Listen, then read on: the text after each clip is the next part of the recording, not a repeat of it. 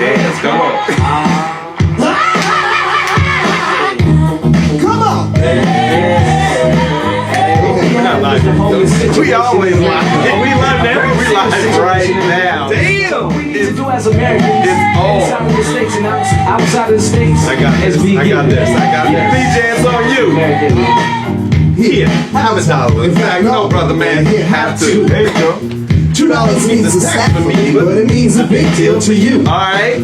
Be strong, Sir God only. Know that you do beautiful heaven awaits. Alright, the song I wrote for the first time. A song, man, no money, no place, no play. Mr. Window. That's his name. No one ever knew his name, cause he's a no one. Never thought twice about spending on an old bum until I got the chance to really get to know one. Alright. Money is a charity. Oh, man. Buy him some shoes. All y'all spend all that money on that college, and most of y'all come out to you. Go ahead, Mr. PJ! PJ comes in, spitting bars. Man, that's a wake up. PJ spitting bars. So now. Man, we on right now. That's how we do it. We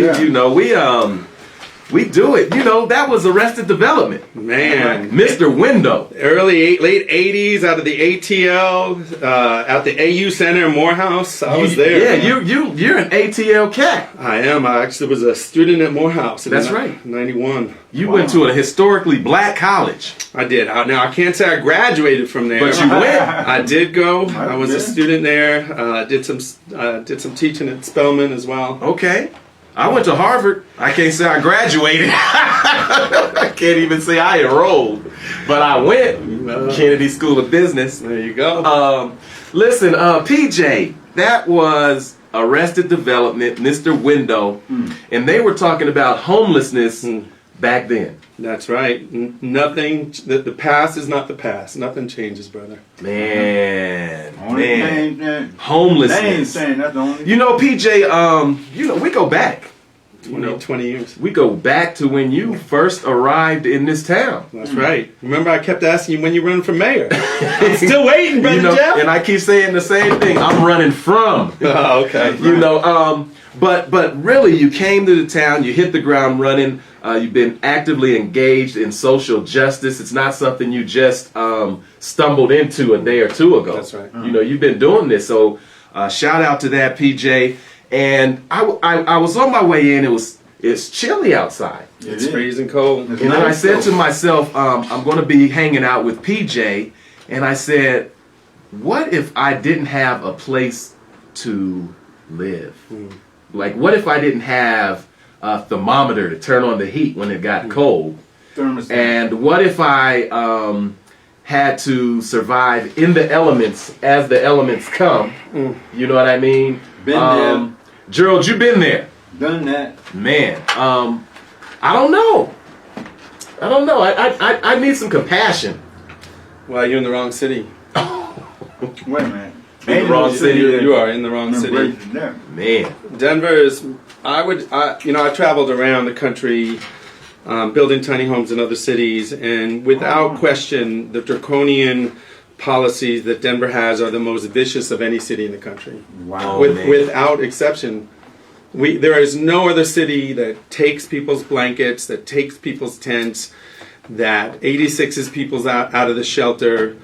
When you get 86 out of the shelters, Brother Jeff, you have a 30-day. You're on paper for 30 days in It's all like the a shelters. band. It's a band. It hits all the shelters? Yeah, they're all coordinated. Oh man. And so Man. then the mayor says, well, we don't kick anyone out. Well, they do. And then if they're on the street with a tent or a sleeping bag, they're confiscated. Oh man. And so you know what that means? It means they die. Now that's the piece I wanted to talk about. We're talking about life and death right here. That's right. We're not talking about privilege or underprivileged, inside or out. We're talking about life or death. We can't get real deep into the weeds yet, PJ, until you hit them with that trigger alert. And there's the trigger alert. The trigger alert. Hit them with the trigger alert. Here's the trigger alert. Come on, man. Hit them with the trigger alert. This is a show that triggers people because you have entered a free think zone. That's right.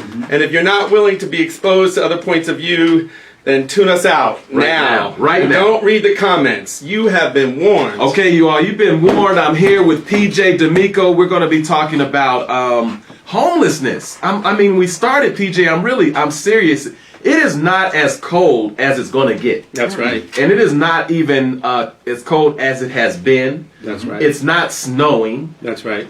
But it's cold. It's freezing cold. You know, outside, and I'm driving in. I'm saying,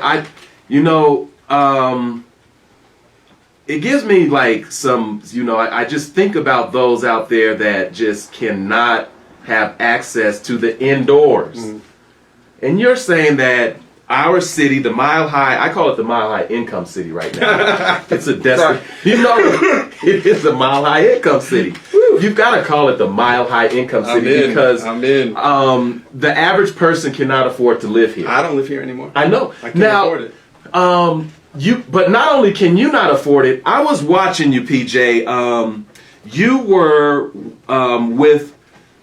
I was being swept. You were being swept, and the police were trying to pin you down to ownership of a tent. Yeah, they wanted to entrap me for possession of crystal meth, and I said, "Go ahead, take me to the jail, Mr. Popo." But the police officer had 3 stripes on his arms. Yeah, it's a sergeant, right? He knew my name. Is that a sergeant? 3 stripes? Sergeant. Okay, so he had 3 stripes, but in you all's dialogue, something struck me. He said, "PJ, I can't even afford to live in Denver."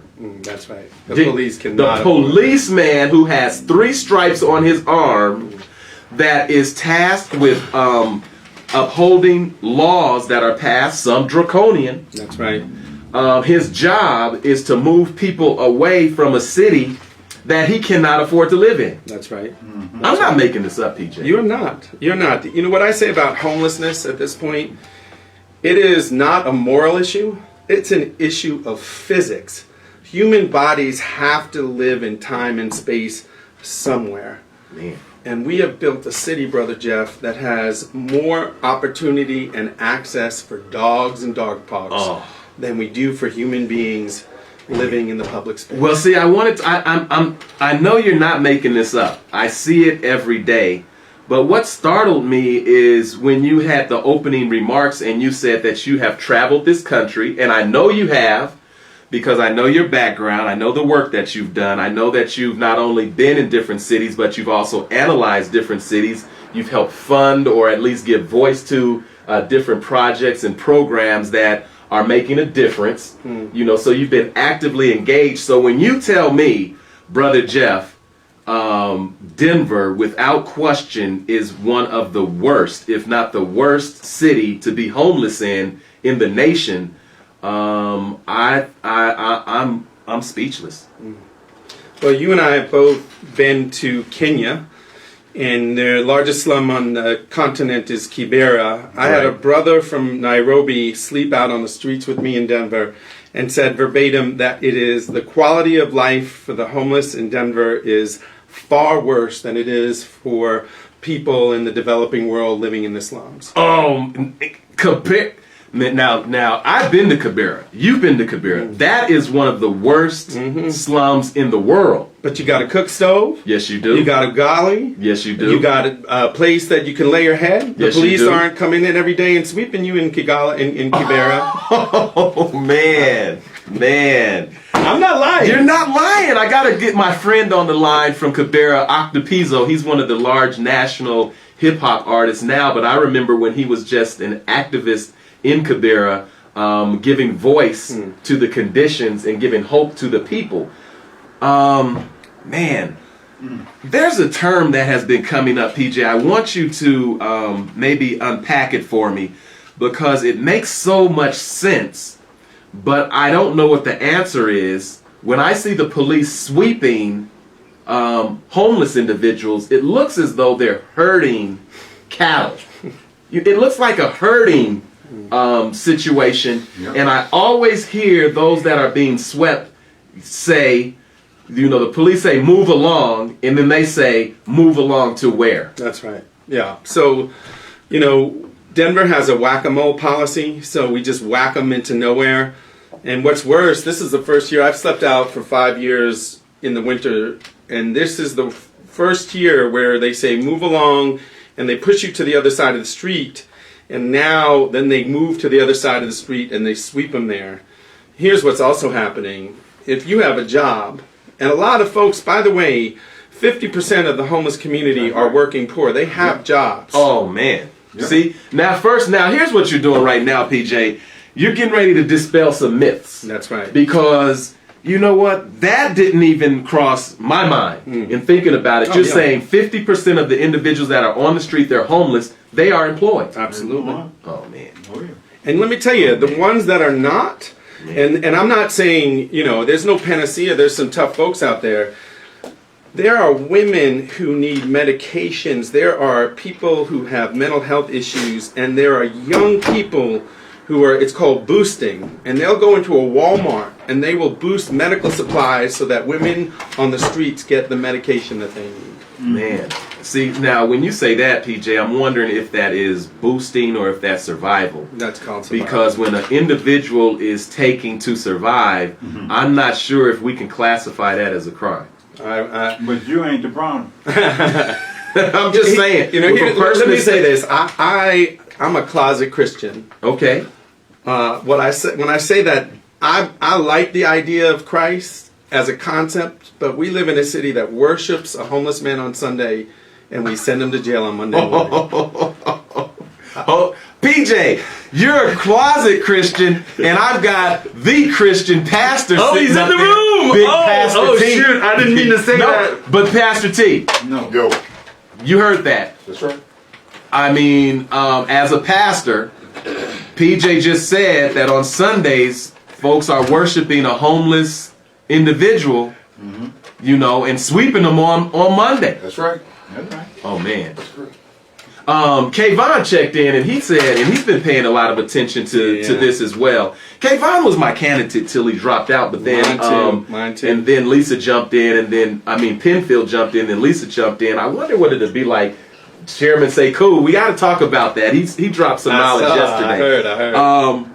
But he's been following this, and he says some estimates say that over 60% are employed. Yeah, I mean, Man. there's lies, there's damn lies, and there's data. So it really depends on who you're asking. So, I call it the shelter industrial complex. The mechanisms that keep poverty in equilibrium, it's in their best interest to minimize the number so that they have the myth that they're doing a good job. When in fact, because we have an urban camping ban, you can't count homeless people because they're hiding. They're hiding. Yeah. They're hiding from everything. Wow. And so we don't even have an accurate number of the people that are living on the street. Well, they have an accurate number when they go to apply for federal funding. That's when they're incentivized. Then the numbers go up. That's because right. That's right. they get funding based on That's right. need, not solution. So when they're asking for money to solve problems to where those large numbers of dollars never really reach the bottom. That's That's what I was correct. gonna You know what I say. mean? Never- You got folks that are, they write and then they do studies and then they do studies and then they do planning and then they're creating jobs and careers off of despair. That's correct. So they know the numbers when they write for federal grants and but when it comes down to the day-to-day happenings, no one seems to know. Billie Jean Crawford checks in and says, the working poor. That's right. The That's working right. poor. Well, Jeff, they never know when you got that individual has to go to work and they have to take all of their stuff if they can get a job that will allow them to put their stuff somewhere. Man. And then when they get off the job, they have to take all that stuff back Oh. because their stuff is getting swept and thrown away Oh. on the street. That's right. And then if they're in the shelter, Pastor Hughes, they have to be back by 6 o'clock. That's right. I don't know any employers who let people off at 4:30 so that you can catch the 15 down right. Colfax to get into the shelter on time. And you have to be out early in the That's morning. right. Well, speaking of, I want to say something about the faith community for a second. And I'm not saying this to be offensive or anything like that, but, early Sunday mornings, I'm usually out and about, right? Yeah. And I saw a great solution. It made my heart, warm when I would see homeless people camped up in front of the church doors. And I'm saying that's a good place to be. Should be. Should be a safe place to be. Should be. And I said, that's a good look. Homeless folks in front of the church doors on Sunday. I wish that they would be welcomed inside or went inside, but usually they would disband. But one of our churches I passed recently saw a no loitering sign in front of the door. Oh, that was kind of like, Brother that's Jeff, pretty it sad. is worse than that. I got fired from Regis University as a professor, and so I have nothing to lose. Samaritan House, a Catholic Charities, has a yellow line 18 inches off of their building that is enforced no trespassing. They're the ones pressing trespassing charges against the homeless. It's worse. There was a woman, I have twins. You have twins. Yeah. There was a woman who was pregnant with twins. She could not put her back against the wall, and she miscarried the next day. Oh, man. She could not lean against the Samaritan House. She could not lean against the Samaritan House and had a miscarriage. Yeah. You started the show off saying this is about life and death. And now for you to give that testimony, and this is what you know. This is not what you've read. This is what I'll you know. send you the link. You can don't take my word for it. No. I have the video of the woman when she was happy the day before, and she was traumatized the next day. Well, usually when you see a no loitering sign against a building, the reason it's put there is because now it gives the law enforcement access to enforce laws on private property. That's correct. But to say that I've seen the no loitering signs on faith-based institutions, and then you're telling me about a shelter that has a line that says on this side of the line it's loitering, where miscarriages take place. Man, where's the compassion in our city? And you're saying that we're one or amongst the worst in the nation. That's correct. That's correct. We have slipped by. I don't know how Denver got a pass as being some liberal city, but in the last 8 years under this administration, the draconian laws that have been enforced in Denver are criminal beyond measure, and it's killing people. And of course, I met with the mayor. We have met the mayor several times. We play this cat and mouse game. He's always concerned about the optics and the optics and the optics.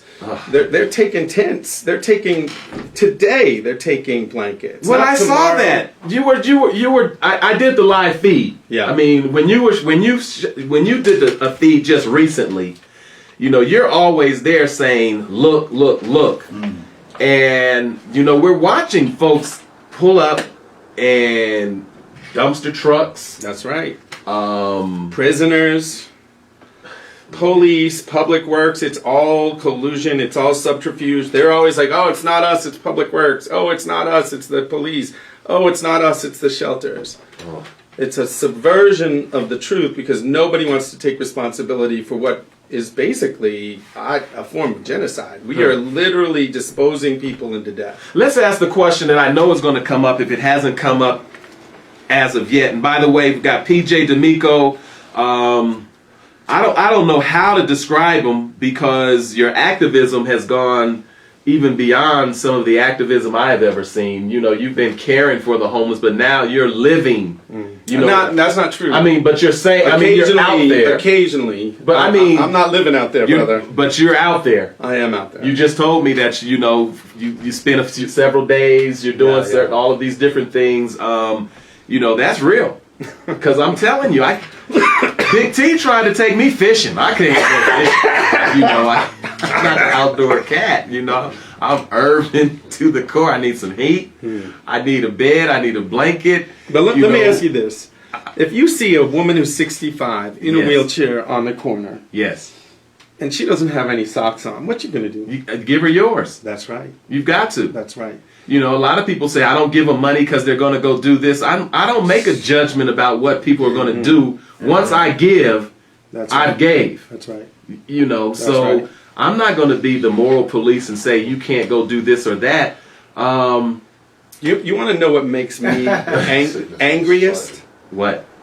Not the mayor, not Albus, although I'm not a big fan, not the Downtown Business Partnership, it is the ambivalent white people who are sitting in snooze, eating $15 pancakes while they watch human beings get kicked, shoved, and disheveled by the police. And they're sitting in that space, eating their pancakes, worried about when they're going to walk their dog, if they have to walk over a human being. It is the ambivalence in this city that is at an epic crisis. Oh Man, PJ's breaking it down. But somebody said that you can camp out to get in Best Buy or the Apple store. Right. Hold Grab, Best man. Buy. Oh. You can go get a U2 Oh, tickets down at man. Ticketmaster. See, Gerald, why do you have to bring that up? Well, I mean, you know, just when I'm thinking about one thing, PJ, because I want to get into this urban camping ban. Yes. But then Gerald just tells me that urban camping is fine as long as you are a customer waiting to get inside of the Black Friday sales That's right. at Target, Walmart, and all these Apple. big box stores. They don't mind you on the 16th Street. They don't mind you then. We call that white privilege. Oh, that's white privilege. That's white privilege. It's Oh. the entitlement that white people share in common, where they get to break all the rules just because of their white privilege. Oh my gosh. Just saying. Oh, okay. This Sorry. is Tiffany. This is what she. Sorry. Okay, so here it is. Tiffany says, "My question is, why are people able to sleep in tents and camp outside of Best Buy for Black Friday, but not on an open public land at night if they don't have any other place to stay?" Okay, Tiffany. I don't know. I don't know. How do you answer that from a moral standpoint? I would say, to borrow from Dr. Vincent Harding, we are citizens of a democracy that does not and has never existed. Wow. And that there is an illusion of democracy under the guise of consumption that has taken over our nation. And so now, as long as you're consuming and you have something to sort of buy or sell, then you can do virtually what you want. But if you have nothing, you have nowhere to go. Wow. You're out.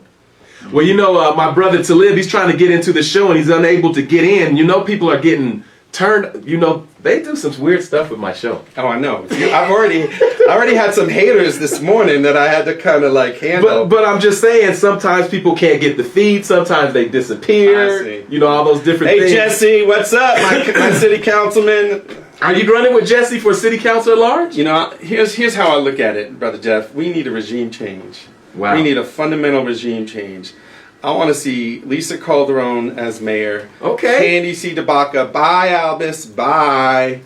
I want to see Jesse, Kaylin. There is a progressive wave coming into Denver, and we have got to work for these folks. We need an entire caucus of new leadership. Okay, so let's talk politics for a second then. You and I, for many reasons, we worked hard to get Albus Brooks elected the first time. Ooh. You do. Oh, You man. do. I know. I mean, you know, I think Albus is a great guy, but people get on my helmet by saying that I can't disconnect policy and people. But I think I can. I like Albus. I like Albus I a do lot. too. He's a nice human being.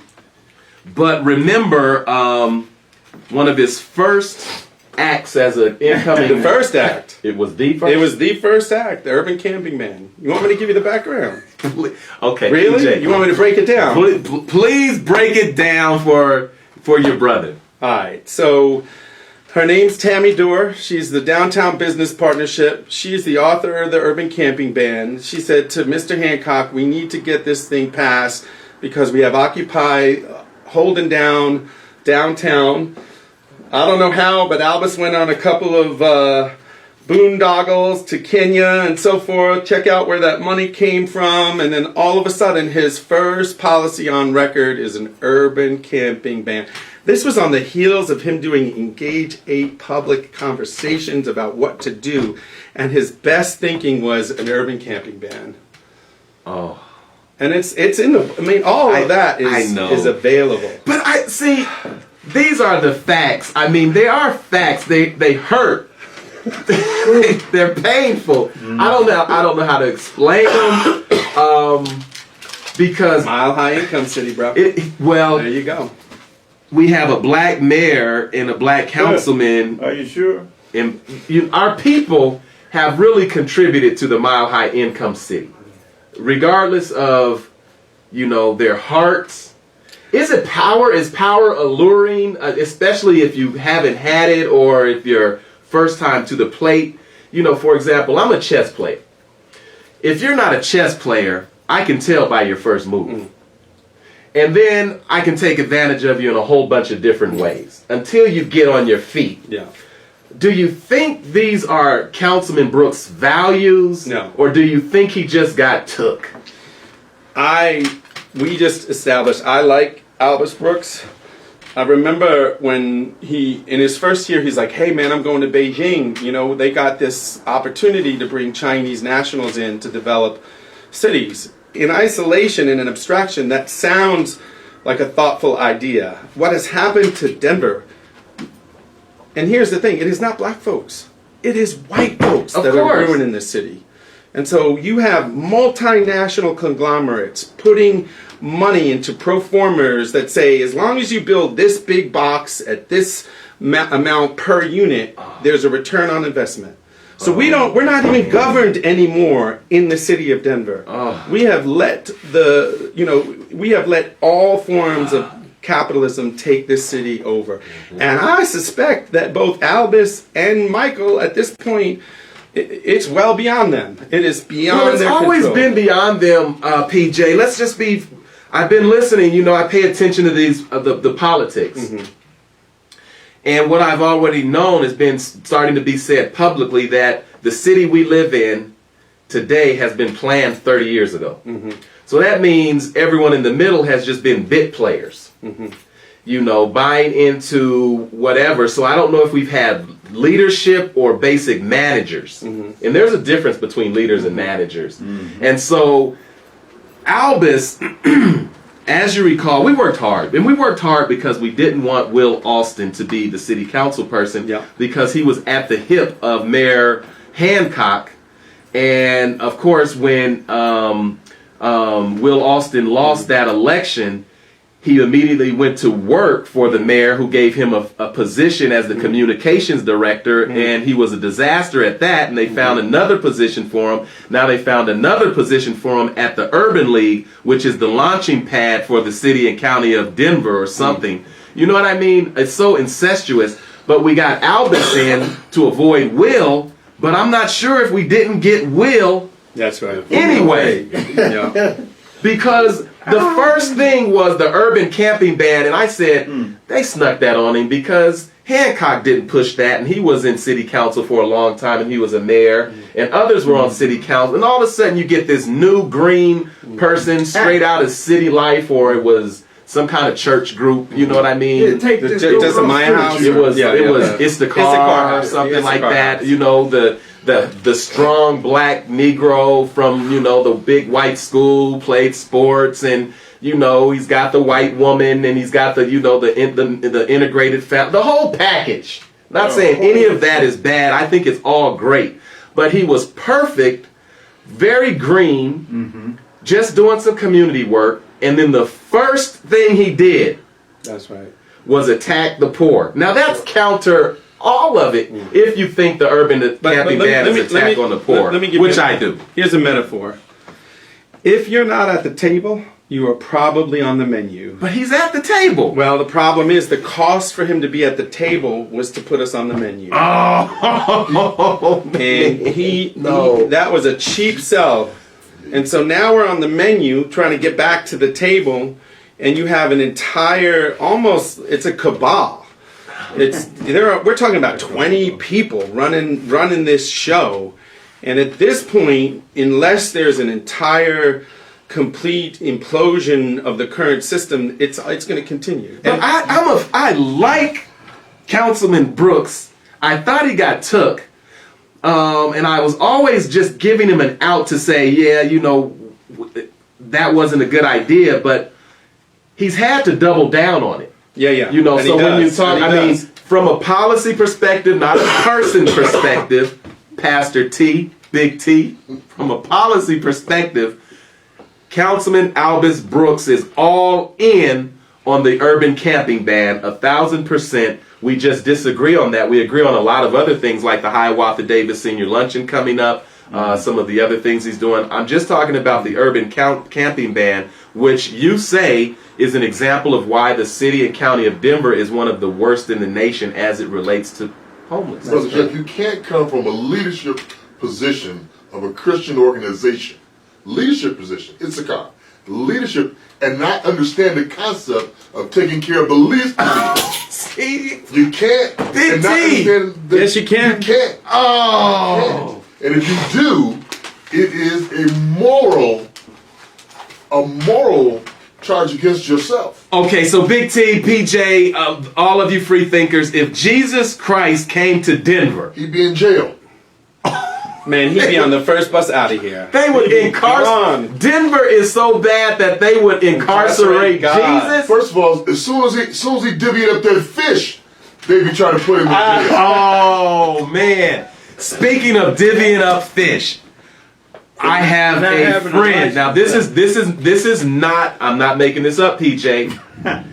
He was taking his son to give some support to the homeless by feeding them French fries from McDonald's, Oh, Lord. and received a ticket and has to go to Citation. court. It's illegal. It's illegal. It's illegal to listen. I have. What is- Wait. Let me tell you this. I was arrested and I am surveilled. If I walk out today and say I'm going to the rescue mission, the police will beat me there first because they're surveilling me. The police have 72 body cam videos of me as evidence that I was a criminal helping homeless people. As part of my case, I had to plead guilty. I pleaded guilty. I paid like $8,000 for helping homeless people. 72 body cam videos. Oh man. That That kind of effort put on behalf of someone who's trying to help the homeless. That's right. And all of the activists that are serious, we all have records now. We all have, Dang. there are places that some of us can't be anymore. We have restraining orders against us. Big T has a church, Alpha and Omega New Covenant Church with Pastor Holmes, Pastor T. You all have been trying to feed the homeless. We serve them all the time. You just We no just stop. serve them. We serve them food and clothing. So Man. we ain't gonna have people out on the streets. We're not. You were talking about those socks, new socks, new clothes. You gotta take care of it, and that's the risk. That's why I said you can't be a leader of a so-called Christian organization and then and then say I'm gonna do an urban camping. But wait a minute, you can, because Albus came out of a Christian organization. That was a choice he made. But I mean, I don't know. I had Chairman Sekou on here a couple of days ago. Chairman Chairman Sekou. Sekou, and Amen, brother. since we're talking about faith, I don't know. I'm just, he said he joined New Hope Baptist Church because, and he sits in Mayor Hancock's pew because Mayor Hancock, as a deacon, won't show up at his own church anymore. And he said, so I'm going to be there and hold the seat for Mayor Michael Hancock until he gets back. Our community is surrounded by churches. wow. How is it that, are we putting the onus too much on city, government, politics, etc., when we're surrounded by faith-based organizations? What is the role of the people and these organizations? What role do they or we play in making the city a better place for the least of these? So here's what's happened. I call it the shelter industrial complex. And so Albus brags that there's $40 million into these shelters. The CEOs of those shelters are making six figures 2 times over. It's almost like a fast drive-by lane at the rescue mission to drop off your turkey so you can't be inconvenienced by homeless people. By the way, the clothes that we're donating, man, they're shipping them to Rwanda. They are paying money on they're the not. dollar. Oh, yes, they are. Oh, yes, they are. We are donating clothes into systems that are exporting them to Rwanda. They are not being given out to the people. Trust me, I would love if you can get a leader from the Rescue Mission or the Samaritan House to come online and tell us what they're doing with those clothes. Because, well, all I know is one thing, they're not going to the people on the corner. No, Well, but what about? I mean, but I'm a big together. fan of the St. Francis Center for Me too. for I like children. Tom Lawrence. Tom is a good guy. Every time I've seen Tom, he's Absolutely. been fighting for and behalf and pushing back on Absolutely. neighbors that have tried to constrain Absolutely. him in his work. That's right. He's been there for 27 years. When you talk about new neighbors and you talk about those who have those incomes that are able to have access to the city, what is your message to the new neighbors who think that St. Francis Center, Jesus Saves, Catholic Holy Charities, and all of those places, the Stout Street Clinic, all those individuals that serve the homeless that are not leaving, they've got property, they're not being pushed around. Is it a way that the community can come together to be of service to everyone here, or is it going to always be an us against them? Yeah. I mean, what I like to say is this. So I'm building tiny homes around the country. So I was very involved with the building the tiny homes here. If I'm not in your community in a thoughtful way, if I'm not integrated in your community, I'm probably up in your refrigerator. Wow. Because I have no choice but to survive. And so I'm in your alley. And then you make me a criminal. So a friend of mine, Ibrahim Mubarak, says, homeless people are not the problem. The problem is the problem. Wow. And so what we've done is we've developed systems that are supposed to care for others, but in fact give us permission to disassociate from our own empathic, our own empathy. And so instead of thinking like there's Johnny and Sue on the corner, our rescue mission, they got it. They got it. When you multiply that by 17,000, it creates a bit of a problem. And so we have to get back to being neighbors. There's something in the Bible about that. Well, I mean, we claim to be very faithful people, and black folks in general, I can tell you that. We are, thus saith the Lord, people from end to end. But we're passing a lot of this by. Our leaders are coming out of these faith institutions. And that's why I'm saying this power seems to be so alluring to certain people, particularly young black men. I don't know, or just not mature enough, just haven't been, haven't seen enough, or what is it? I don't get it. I don't get it. I think one of the issues, I grew up and worked in Atlanta, worked with inner city African American boys for a long time, lost a lot of them. When you talk about homeless people, it's just this kind of ubiquitous collection, right? There are no homeless people. There are just people without houses. And so if I were to say to you, hey, I like working with the blacks, or I like working with the queers, you would be like, what are you talking about? But if you say I like working with the homeless, you can get away with discriminating wholesale against a whole group of people who are not, in fact, homeless. They simply are downtrodden. They are people who have aged out of foster care. There are people who are coming out of the prison industrial complex. There are women who are coming out of domestic violence crisis. One of the challenges is that our issues are, in a sense, estranging us from ourselves. And so Black Lives Matter, while it should be about not all lives, sorry, I didn't mean to say that. I know there are the police out there. Yeah, that's right. But there are black folks who are homeless. There are women who are homeless. And we have to create a container that's large enough to realize that oppression is domesticating, and that we have to have movements that are flexible and intersectional enough that really embrace the intersection of these issues of oppression. Well, I was listening to Jamie Gillis. You were at the church also a couple of days ago. And I just listened to the small pieces. Yeah. And she said that, and she talked about one of her successes. And it was interesting because she said one of her successes was pushing back on Councilman Albus Brooks.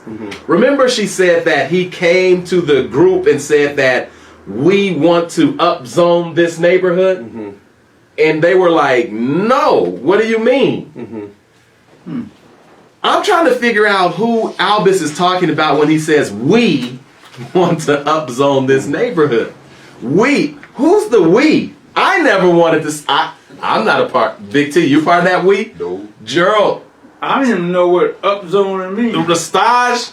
Listen, Wait, you know, Gerald. I'm like, now I got to learn about the upzoning. and then think about Jamie, right? So Jamie is a product of the Rhino Arts District. She is being bolstered by 2 or 3 major developers in there to run. She is basically represents the most gentrified, section of our city. Why would we want a woman who has been benefited from gentrification to lead our city out of gentrification? Wow. Is that what we need next? Well, I'm saying it seems very incestuous in terms of these politicians and how this city is run in the Mile High Income City. So solutions, I've got a couple of solutions, but what would you say to those who say homeless people want to be homeless? Have you heard that? Yeah. I mean, so that's a ruse to kind of justify people's ambivalence, right? And there's the guy on the corner who looks like he just is a, beatnik and then he's enjoying himself. That represents maybe 5% of the homeless community. Not even that. Here's the thing. I can build, and Michael Hancock, if you ever listen to Brother Jeff's show, I can build 25 units of affordable tiny homes for what Michael pays for 1 unit of affordable housing. Wow. 25 tiny homes we can build for $250,000. But you can't do that in politics, because politics is about siphoning up as much of the resources as I can get and giving it to my buddies. That's right. And friends. Lockstep. I need to get a contract for somebody to study the problem and then somebody to analyze the problem that you studied, and then I've got to pay this person. So it's not really about saying how can I be more affordable, accessible. Here's what I believe. To have a city that is booming and attractive to capital, the strategy was to get rid of the less desirable elements of that city. That's correct. And our leaders, black and brown, and white. Well, the black and brown in this city basically work for white capital. That's correct. I mean, they're the face of it. That's correct. Big T's a fisher. They try to take me fishing. I don't do that either. And I keep saying that because they know I jump in the water and I'm warning the fish that that's not really a hook. That's not a fit or worm. That's a hook, and they're trying to get you. So I'm in the water splashing and trying to push the fish away. So they won't take me anymore. But that's what these big money capitalists have done with our leaders. They put them on a hook. And they've thrown them out into the community, and they dangle them, and then they catch us. Yeah. So don't get caught up in terms of the moves that Albus makes or Michael makes. They don't have any moves to make. Pons can't make moves. They can only move forward 1 step, and they can only take diagonally. Hopefully they'll get to the back and can become a queen or something. But these leaders have absolutely no power, because why would power give someone who has nothing authority over them? That's right. I call it, a friend of mine from Kenya calls it the politics of the belly, Maslow's hierarchy. When you're homeless on the street, there are only 3 things that you can wake up worried about. Where are you going to pee? Where are you going to eat? And where are you going to sleep in the morning? Wow. And so one of the things I say about organizing is do not try to organize disenfranchised people unless you can feed them and house them. Wow. Once you feed and house homeless people, they are powerful beyond measure. In the city of Seattle, there are 2,000 people living in tiny homes that are organized. Wow. They just had a head tax pass in Seattle, although Amazon flipped it, corporate power. But they had a head tax for anyone coming into the city of Seattle as a new employee had to pay a $455 head tax. Wow. So what we need in the city is regulation. Michael Hancock, let me just say this. Gentrification is not inevitable. You can't say that just because you came into a city that was gentrified, somehow you had no control over it. No, you're the mayor. That's your job. Wow. Your job is to regulate a city and to create pathways for all of its citizens. And if you can't do that, then get another job. Well, he can't do anything different because he was raised since a pup. You know how you raise a pup to do certain types of things, and when it becomes a big dog, it still does the things that it was trained to do. And so you're not going to be able to get anything out of Mayor Michael Hancock because he's been in that lane too long. And so you're going to have to get some new leadership. I'm hoping it is not too late.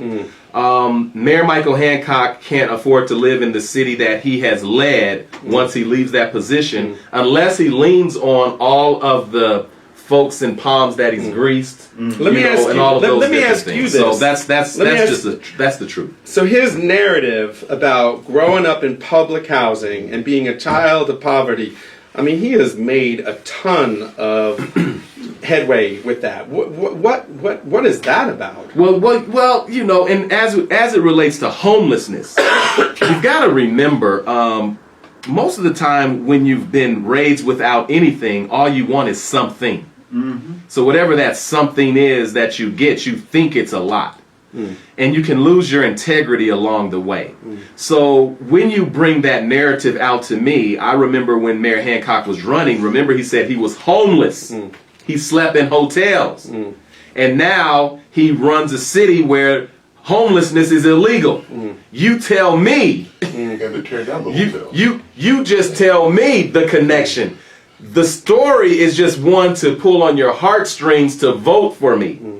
But at the end of the day, I don't relate to homeless people anymore. I can pass them by. I can, I relate to the big fluffy couches. I relate to sitting in first class. I relate to those who have arrived. And people get to say, hey, you're this and you're that.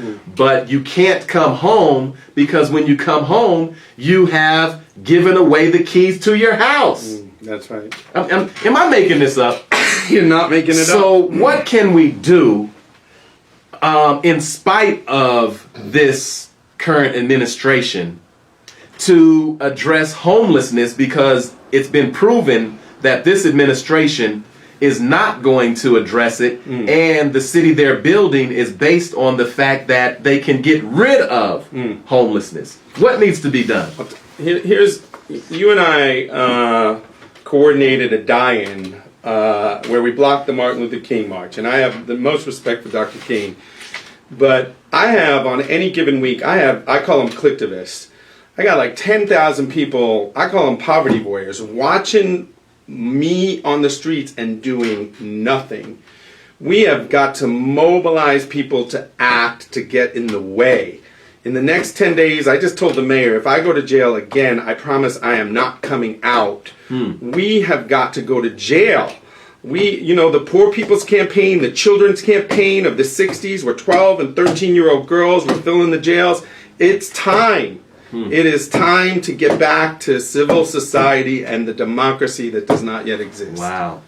In other words, we got to be about what we say we're about. Yes, sir. What if all of the people who sat in the pews sat in the streets? It'd be done tomorrow.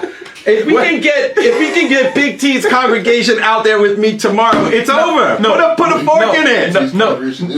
No. But okay. So no. What if we were to say we're going to empty all the houses of faith and all of the homeless people go take our seats? Oh my God! Then all go in and we'll be out. I'll stay back and keep high church while you all keep low church, and we'll get it straight. Man. I don't know. I think that we have a problem. I know what the problem is. It's a disease of the heart, which translates into lack of compassion for those who have less than you, to where now you see them as a problem and a block to progress, as opposed to those that you could build up to include in a great city. That's right. You know what I mean? I think there is a way to help people who are homeless. I think that there's a way to help people who are dealing with substance abuse and mental health, etc. It was the government under Reagan that cleared the mental health facilities and dumped those people onto the streets. That was policy. That's right. It's a policy to where you say now it's illegal to do what they call urban camping, which gives police access to arrest you. It becomes a legal issue. Give me a couple of solutions you think. You're saying that ordinary people need to step up and you're willing to be incarcerated. What are some things you've seen around the country that are helpful in that work? Sure. I mean, I definitely think that every solution moving forward has to be financially viable, and so smaller is bigger, and so tiny homes. The other thing is that we cannot concentrate homeless people vertically, right? So once you Right. vertically industrialize homeless people into kennels or shelters, they become a concentration of people without resources. So we have to re-neighbor our communities, bring these people back into community as people, not as pariahs, not as that guy, not as the homeless folks. Last thing I would just say Putting up. is this. People ask me all the time, why do I go out on the streets? Am I trying to save the homeless? Hell no. Let me tell you something. I have had my humanity saved by the compassion and dignity of the communities on the street.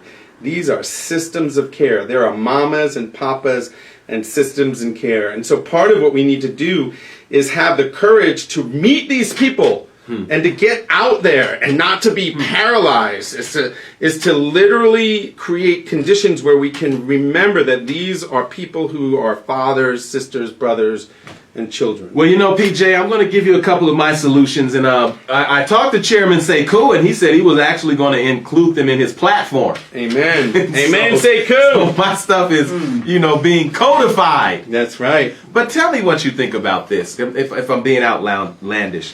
Number one, we need to vote for people who have compassion, who put people over profit. Absolutely. That- Candy that C. work? DeBaca. Okay. Lisa Calderon. We need people in leadership positions that have a heart, compassion. Tony Pigford. I'm not talking about people who have aspirations to make it to the next level of government or something like that. Just compassion. Jesse Parrish. You know, some compassion. You need to figure out a way to organize all the people who are being disenfranchised in this city into a voting block. That's correct. You know, because in politics, your voice is your vote. And if you're screaming and you're not voting, that's yelling without any tonsils. Can't nobody hear you. You know. So I think you can do that. But number one, I think we need to abolish that urban camping ban. Amen. And it's a ballot initiative. You can vote on it in May. It needs to go away because it's unjust, it's inhumane, and it puts a scar on the face of those who call this city home. Don't you have Amen. have to have a lot of petitions before? It's already been done. I It's mean, on the ballot. the fact that we have to collect petitions. See, the petition process is to do the people doing the work that the leaders refuse to do. That's what a petition is. Any politician that says that the urban camping ban is just and reasonable and needed, I want to check on them. That's correct. But the reason we need to abolish it is because it's going to allow, it's going to de-teeth the police from engaging them. Yeah. It's going to take the situation out of the hands of law enforcement. Yeah. Right? That's right. But Now, am I off base so far? No, that's it. That's Okay. it. 'Cause I've got more, And by the way, PJ. the police should be policing. Yes. They don't need to be sort of social workers on the street. But they are policing when you make homelessness against the law, because the correct. police enforce the laws that are on the books. They don't make them; they just enforce That's them. correct. The police are not the problem. So the police in this instance are not the problem. It's in as much as they are engaging folks who are illegally doing something. correct. Okay. Am I on track so far? Yes, sir. Okay. Are you well, going to run for mayor? Jeff, how you gonna bring that money to the city? Well, I think that a city can grow and I flourish do. with everyone. I don't Okay. think that a city is great just because 4 or 5 people are flourishing. I think a great city, can be realized across the entire population. When I met with Tammy Dorr, who's the director of the downtown business. Now, Department, where does Tammy come from? Detroit? And so She come out of poverty? Lord. Well, so when I sat with her, and it was a difficult meeting to say the least, she said to me, PJ, if we have the concentrated poverty of Detroit, then we will lose our fundamental tax base. As you know, the city of Detroit was taken over by a manager. Yes. And so what I would say is that Detroit is the first post-capitalist city in this country. Now, that's her ruse, right? So the mayor, all of the downtown leadership, they don't want Denver to become a sanctuary city for poor people. So I that's thought their that meant logic. something else. Well, I thought Sanctuary City was attached to immigration. It is. It is. it sure is, but it is also when And it's code word for something But else. it's too. apropos That's for what correct. he talking But go ahead. I'm sorry. Go ahead, PJ. when Governor Hickenlooper was the mayor, he did create a compassionate pathway for homeless people. And when Michael Hancock inherited the mayorship, he was in a crisis and a deficit. And so his first order of business was given to him by the business community to say, stop this watershed of homeless people coming into our city, which is what he did. Brought the economy back. We now have a settled economy. And now you have this constituent of people, maybe 10 to 15,000. By the way, we're talking about 127,000 in LA. So this is an entirely manageable problem. The issue is that the business elite want the 16th Street Mall to look like Santa Claus. They said you can't even smoke on the Cannot- 16th Street cannot- Mall, but you can smoke anywhere else. You can't smoke. And by the way, there are homeless What? people who without cars are not allowed on that mall. If you've been given a citation that that is a part of the city that's off limits. So are you saying that the city government is working on What? behalf of the tax base, the money, and they are pushing, they're sweeping all of the other elements away? This is about money. They're Man, turning ju- against their own citizens. Just look at Right. the airport hotel to understand what this mayor's priorities are. When you think about the disproportionate amount of revenue, public dollars that built Union Station, I have a friend that was beat down for being black in Union Station. I remember. That's true. You're telling the truth. By 4 private security guards. You're telling the truth there. Absolutely. And by the way, that's coming up. By the way, in a month, that's coming up. Huh. And so Union Station is a gentrified space for white people to enjoy themselves without the disruption of poor people. E.T. Tafoya said, quit calling it the camping ban. That's what they call it. Is there an updated Survival vocabulary? band. Thank you. Yep, Mr. Tafoya, that's right. We're calling it the survival band. So we got to say it's a ban on surviving. That's correct. That's Wow. correct. That's too much. Thank you, Mr. Okay. Tafoya. Now follow this train, PJ, and again, I say I'm just asking, I'm just talking. We get to question our leaders. That's what a democracy is all about. I don't think you should trust your leaders. In a democracy, you're supposed to be informed and make informed decisions. And so when I have a formerly homeless child as mayor grow into a mayor who makes it illegal to be homeless, Yeah.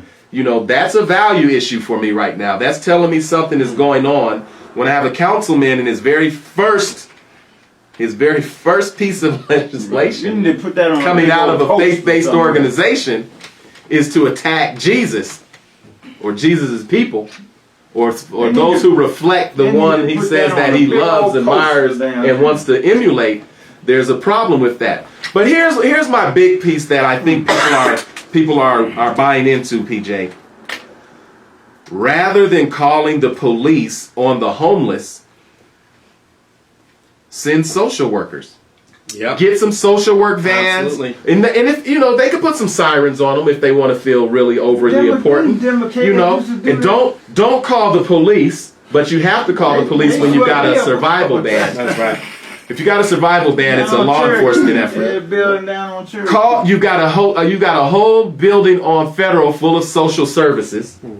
Just send them. Yeah. And they can pull out tents and tables and show resources and do assessments, etc. Yep. Why does it always have to be the police? Yeah. Police. And by the way, we have that on the table. We're calling them river navigators because of the concentration on the river. Let me say this. We don't need social workers either. All right. We need people who have been formerly homeless, who Absolutely. feels it, knows it. Yes. If you're a white girl coming out of DU with a $100,000 social work degree, Oh, yeah. you are not in a position to understand what the experience is of live people on the street. If you're a person who's an addict with 10 years of recovery on your belt and you need a job making $18 an hour, you are perfectly qualified to help Brother Man figure out his shit. That's it. That's it. So, I mean, in other words, put people in positions that are effective at the job. That's correct. I mean, it is my job at the end of the day to show results, That's correct. not to keep getting a check where the problem gets worse and I get a retirement. That's correct. So it is a compassion issue. It is a compassion. Denver is not going to be a great city until we get back to compassion. Amen. the least of these. Amen. That should be a prerequisite for I'm coming just in thinking, there. when do you have to file to run for mayor? Well, you know, okay, so PJ, here's what's happening. To become mayor, it's going to cost about $2 million, that right? I'm thinking. And those candidates that are running, they're going to have to raise that within the next 5 months, which tells you that the corruption is built inside of the model. That's right. That's right. But it is a new day. When we look at Sister Girl from Queens, when we look at the Women of Color down ballot, you're seeing a emergence of progressive leaders down ballot that do not have money that are winning. And That's the right. establishment politics, the neoliberal formula establishment, look what it got us in the presidency. Well, E.T. Tafoya says housing first. Housing first. Job creation. We learned that from the New Deal. And that's because there was a will, there was an urgency, and there was a want to make change. That's And right. largely the New Deal was because white folks was suffering Yeah. on a large scale. Yeah. We don't have that will for the least of these. Well, we do and we don't. Here's a story. You probably know this story. The New Deal was Roosevelt, right? We all talk about the "I Have a Dream" speech and we attribute it to Martin Luther King. But Right. who put that march together? I'm gonna tell you. A. Philip Randolph. A. Philip Randolph from the Brotherhood of Sleeping Car Porters. That's correct. And that wasn't his first march. That was a long line of struggle. Dr. King came into a struggle. He didn't create. Right. He didn't build a movement. A. Philip Randolph was the first African American invited into the White House. And Roosevelt said, "I have this new deal." Oh. He said to A. Philip But I Randolph, was- "What do you think?" He said, "Make it happen." Yeah, make it. He said, "Make me So do it. Yes. Make me do it." You got to do that with politicians. We got to make people be But the why politicians. should we have to make those who come from our community, our loins, why do we have to make them understand? I think that they have to make their puppeteers understand that they have to do something for the masses of the people because they sit around the puppeteers every day. Why don't they make a plea, a strong stance for ordinary people? Because that ain't how it works. I'm going to cross the line that white folks aren't supposed to. If you don't mind, Please do. not all black folks are black, brother, and not all white folks are white. There you go. What's your All girl said that skin the folks other day? ain't kin folks. There you go. Man. But they're not just not. You know, What is those greed killers is say? domesticating. Greed, consumption is domesticating. It is Intoxicating. Bernice Johnson Reagan, trying to write a song about greed. It is intoxicating. Well, It possesses us. I need to get Vernon Jones Jr. Yeah, I gotta get Vernon. Get Vernon up in here, Pastor Jones. Vernon, we need to have a conversation. I got to set a time for Follow you to up come with on Vernon. because some stuff is happening right now. I think, and a shout out to everybody that's gone to brotherjeff.com and made a contribution of any amount. And we're powered by the people, and mainly little people. We've got a couple of big people, but the little folks that are putting together their twos and fews, and we just pull them, and it allows us to do what we're doing. We haven't figured out how to, we don't have Yeah. a mega church, but we got a mega heart. Let me say this. My work on the street, sometimes I'm told by Denver Post and the television that I'm the only journalist out there. Brother Jeff's show is the only true journalistic vehicle to understand what is happening in our city. And if you don't support this, then you will not know what is happening in our city. And so thank you, Brother Jeff, for Right keeping it on. real and telling the truth about what's truly happening in our And city. thank you for, being on the ground. Can you summarize these homeless sweeps? Give an ideal. And Dwayne, shout out to you. Again, I was just telling them about how you were working and you gave French fries from McDonald's out and got a citation. I'm meeting more and more people who are being engaged in the criminal justice system simply for trying to share some of their resources with those who could benefit most. You know what I mean? Can you just, in a nutshell, you talked about Denver being one of the worst cities in the nation to be homeless. Tell us where we're at and where we can be. I live by this quote. Actually, it was a quote that Bobby Kennedy spoke when he heard that Dr. King died. And it goes like this. We who learn must suffer. And even in our sleep, pain we cannot forget falls drop by drop upon our hearts. And in our despair, against our will, comes wisdom to us by the awful grace of God. I have learned more about being compassionate from the most compassionate people who care about homeless people are homeless people. And I've learned on the streets that while life is full of suffering, it's also full of the undoing of it.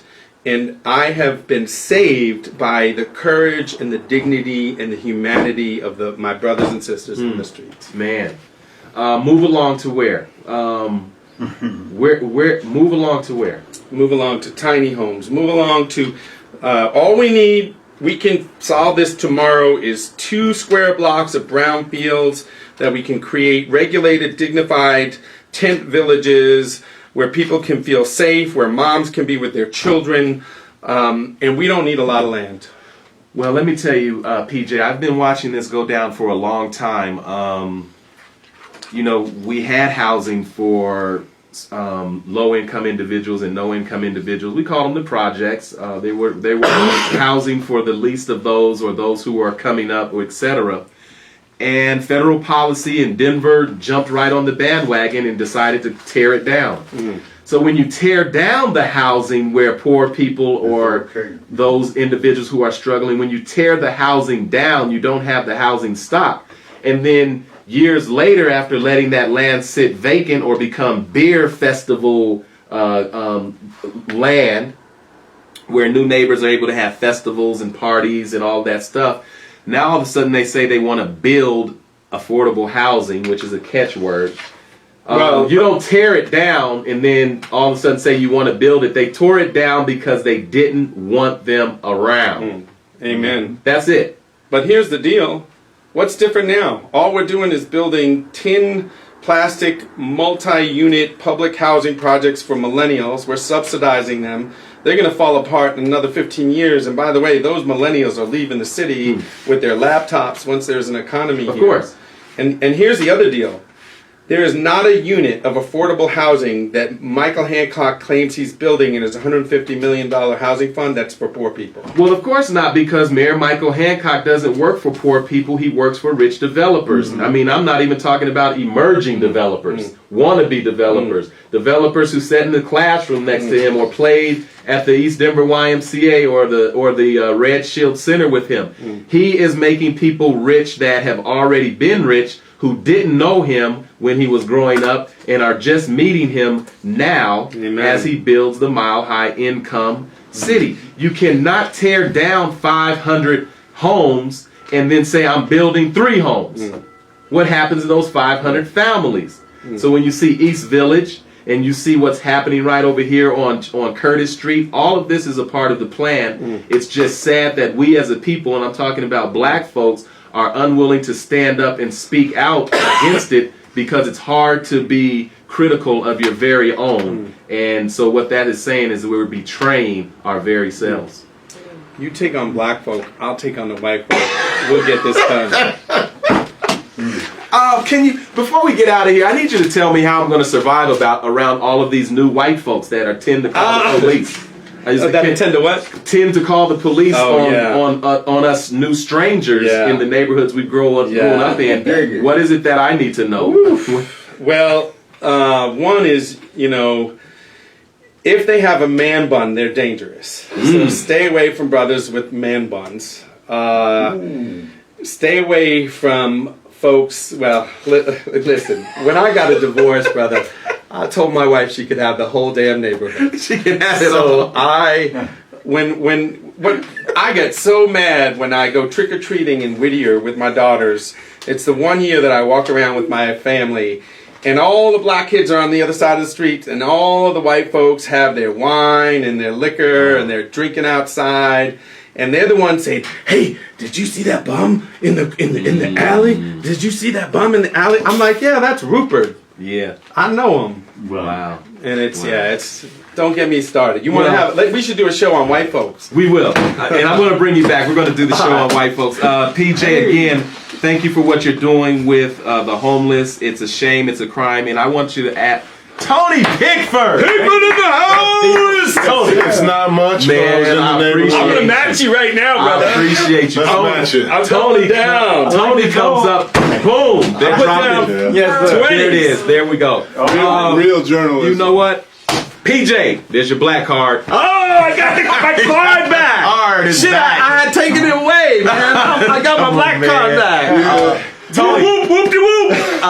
Tony. vintage. Pickford, come on, have him here, sit here for a second. Well, sit down, PJ, for just a second, because we could hear Tony from right there. Yeah, let's keep the better looking bald brother on that side of the camera. you know, I'm gonna bring Tony on in just a second because I've gotta ask him some stuff too. So you guys, when PJ and I sign off, Tony, you got a couple seconds? I do.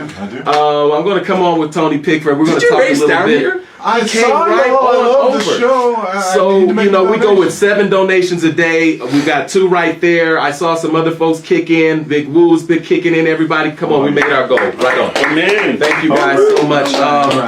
Again, thank you. There is a solution. Tiny homes. I think compassion of the heart is a huge thing. And the ending of the camping ban. We've got to get rid of the camping ban. And we've got to bring those who are from our community back home. And just let them, you know, just sit, not get rid of them. We love them. We just got to hug them. You got to. Hey, y'all, shout out. I got my black card. Francesca Grace. Now you know. Now you know. Don't lose it. I got, Andrea. That's gonna be valuable after hey, a while. Tracy. That's right. PJ, you get the final words, bro. What the final words are.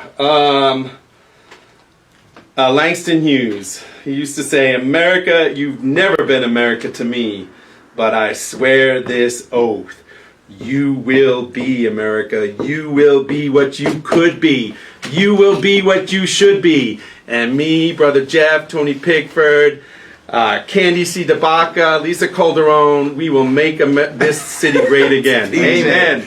Peace. He's got Dr. Vincent Harding, our mentor, on his shoulder right now. do. He's I do. doing the work. Again, everybody, don't forget, if you go down, let's give PJ a round of applause. Coming right back with Tony Pickford. If you go down swinging, you just might score a knockout. Rumble, young man, and rumble, young women and people. Rumble. Right on, PJ. Amen. Right on, right All right.